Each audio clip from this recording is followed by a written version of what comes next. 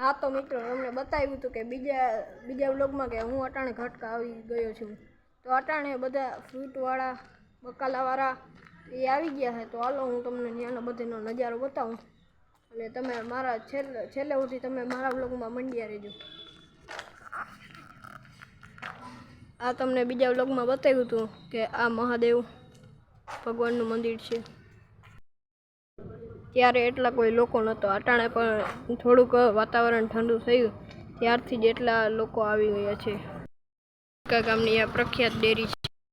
અહીંથી બકાલા માર્કેટ ચાલુ થાય, કેરી બધું। કેટલા બધા રીંગણા રગોન બધું મળે છે। ડેરીઓ છે। આ રેઢિયાર માલ માટે અવેડો બનાવેલ છે પાણીનો। જોઈ શકો છો અટાણે ઘટકા ગામની શાક માર્કેટ કેવી ચાલી રહી છે।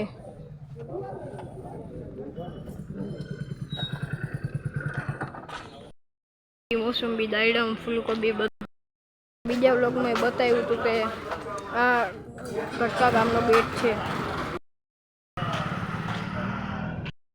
જોઈ રહ્યા છો આ મધના નિશાળના ખૂણામાં કેવડું મોટું મધનું પોળું છે। અટાણે મારા મામાના ઘરે હતું એટલા માટે માતાજી હતા એટલા માટે અમે આવ્યા છીએ। આ મારા મામાનું ઘર છે, અહીંથી ચાલુ થાય અને આ ગાડી વેગેનાર હમણાં જ લીધી છે એને। મારા મામાને ત્યાં એક વાછડી, ભેંસ, ગાય ને એક વાછડો છે। અટાણે હું તમને રાંદલમાના દર્શન કરાવીશ। રાંદલમાનું તો હાલો તમને બધાને દર્શન કરાવું। મારા હગા મામાનો છોકરો છે એટલે મારો ભાઈ। અત્યારે અહીંયા વિશ્વ યુદ્ધ થવા જઈ રહ્યું